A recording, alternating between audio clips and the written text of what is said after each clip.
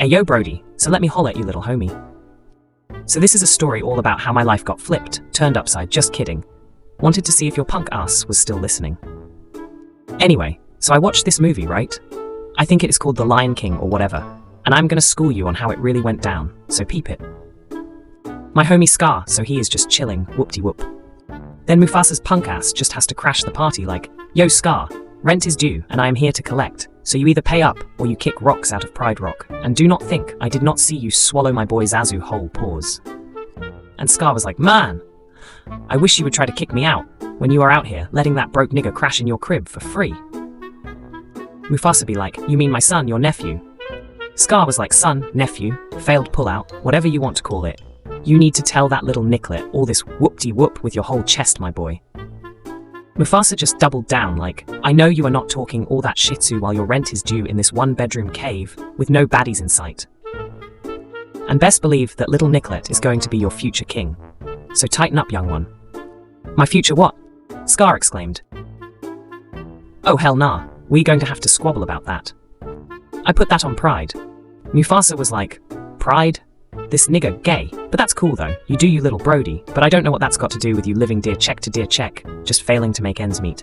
And that's M-E-A-T, Schmeat. From that day, Scar, an innocent bystander in all of this by the way, vowed to honor the little future king, and never plot or scheme anything nefarious on Hood. So a few days go by, or months, or years, does not matter, it's not like you give a fruck. Well damn, my bad, I do not know where that came from. Anyway, so Simba hits up his uncle Scar on some, yo Scar, word on the Sahara is that you be sneak dissing and that Shih Tzu be sounding like Drake with no ghostwriters. Get the pen working my ass Crody. Then Scar said, me, sneak dissing, in Kendrick's economy? Could not be me, little browski. But let me put you on game. Peep that little block over there.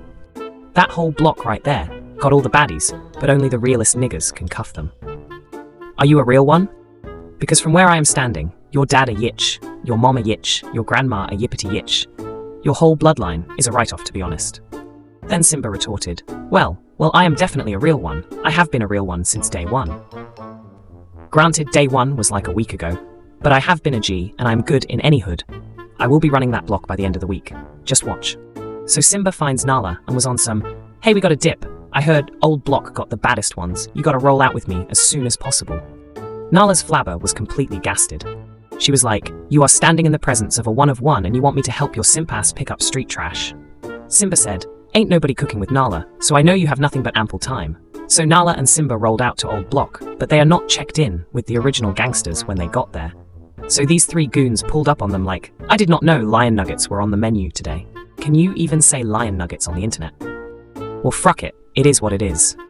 So the goons press little Simba and Nala for their lion tenders, and they both haul ass out of there. Mind you, Scar peep all this action, but again he just be minding his own business and having his lunch or whatever, being a law-abiding citizen of the people, while all this fascinorous activity takes place. But then, Mufasa's old save, a thought-ass pulls up with the blicky, and pops off a couple of shots to scare the goons off. Mufasa then orders Zazu to take Nala's ratchet ass back to her trifling mama, while he whoops the ever-living fruck out of that deliberately disobeying little fruxicle of a son. So a few days after tanning his ass something fierce, Simba turns goth and starts running with a bad crowd of wildebeests. Mind you, Scar done told this little boy not to hang around those wildebeests, because they tend to get a little Ku Kluxy. But nah, little Simba can't be told Shih Tzu now that his balls have dropped. So the clan beasts go marching through the block one day, looking to put pressure on that damn monkey Rafiki, for no reason.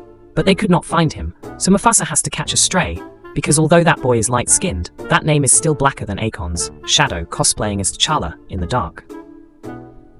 That is when Scar, the all-seeing, pulled up to save Mufasa, while he spider-monkeys his punk ass onto a cliffside. Scar, while holding on to the embodiment of treachery, leaned in to give Mufasa a few words of hope and encouragement. But that deadbeat dad, Mufasa just kicked off the side of that cliff like, yo, your breath be hotter than a zombie with irritable bowel syndrome, just recklessly throwing that ash crack back in a circle inside of a steam room. I would rather unalive. Plus, I hate that little tyrant. He probably is not even mine. Tell him we are short on milk, and I'm just out to go get some real quick.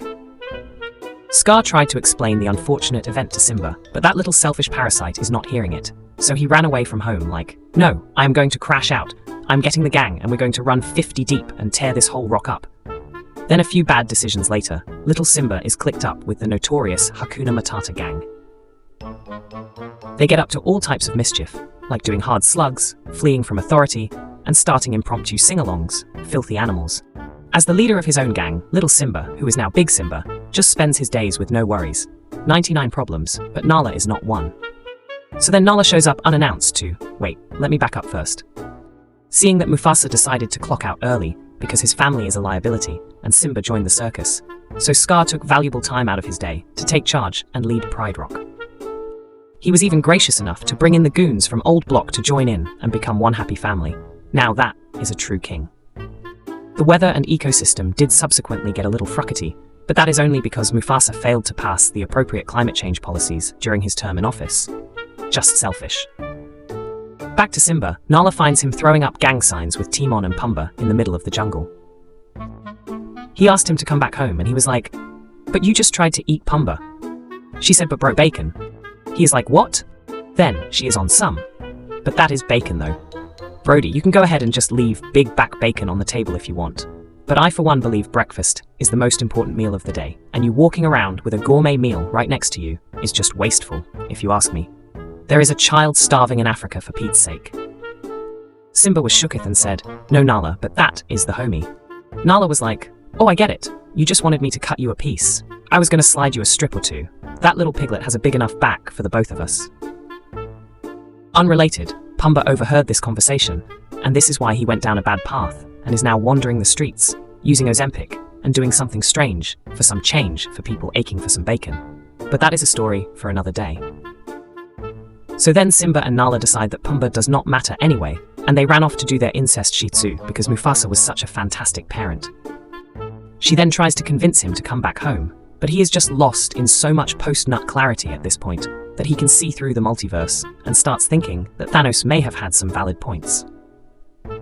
So then Nala heads over to Rafiki, the Pride Rock original gangster, to snitch on Simba for abandoning the block. Rafiki was like, "Oh, for real? Well, let me slide on him and catch him lacking." Then Rafiki found Simba in the jungle, just high as all hell, hallucinating his dead dad talking to him in the clouds, or some stupid shih tzu. When I tell you that Rafiki whooped out a big as fruck stick with a switch on it and tore that little nicklet up. So when Simba regained consciousness, he hauled Ashcrack back to Pride Rock, because there is no way he is taking another slave beating from that monkey. So he gets back home to see that Scar has redecorated the place with quite a modest budget. I mean, just various grades of brown, a desolation everywhere. Just beautiful. You should have been there. But then obviously, Simba had to roll up and ruin things for everyone. The original Tyson versus Jake match, and of course Simba won the squabble, but at what cost putting your hands on a senior citizen? Now after the loss, Scar found himself surrounded by the same goons he helped out of the trenches. He was like, "Oh, you motherfuckers. Okay, alright, I am putting cases on all you britches. You think you can do this shit? Simba, you think you can do this to me? You motherfuckers will be playing basketball in Wakanda when I get finished with you. Slave program, Nikas. 23-hour lockdown. I am the man up in this piece. You will never see the light of... Who the fruck do you think you are frucking with? I run shit around here. You just live here. Yeah, that's right. You better walk away. Go on and walk away. Because I am going to burn this motherfucker down. King Kong ain't got shih tzu on me. I am winning anyway. I am winning any motherfucking way. I cannot lose. Yeah, you can burn me, but you cannot kill me. But yeah, no, they burnt Scar something crispy. And that is how the story really went down. The hero dies, and the traitor takes the throne, so stop lying to your ugly babies. The end.